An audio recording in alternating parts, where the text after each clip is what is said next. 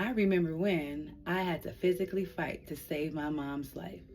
Hi, I'm Dr. Jamila Banks, your holistic licensed marriage and family therapist who specializes in trauma informed care, anxiety, depression, and suicide management and reduction. And I remember when I was 16 years old and I had to physically fight to save my mom's life. As I mentioned in a previous session, when I was 15, I came home from school one day and my mom said, pack a bag, your stepfather is strung out on drugs and we have to leave.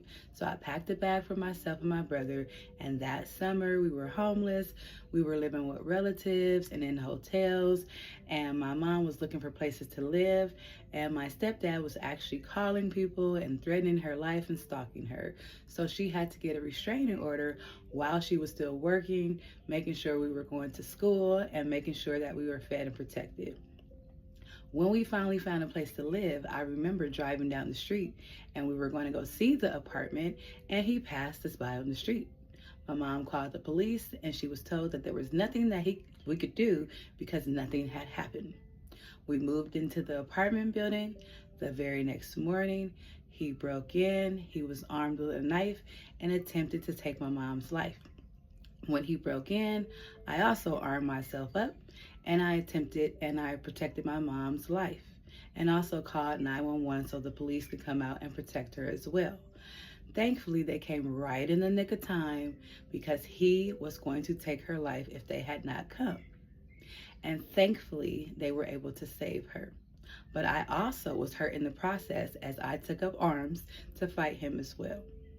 And so now today, I use my discernment in all relationships, and I'm aware that when people are struggling with alcohol addictions and substance abuse problems, that they sometimes are out of their mind and that there's nothing that you can do to save them. And sometimes, often, you might have to save yourself. So yes, if I know someone is struggling with alcoholism or a drug addiction, I will give them resources, I will offer support and hotlines and do what I can to my capacity. However, if it's a situation and my discernment recognizes I'm unsafe or my kids are unsafe, I will remove myself from that situation and I will protect myself and my kids to the best of my abilities. So that is what I learned from that situation, to always be mindful when we're dealing with loved ones and friends and families members that are struggling with drug and alcohol addiction.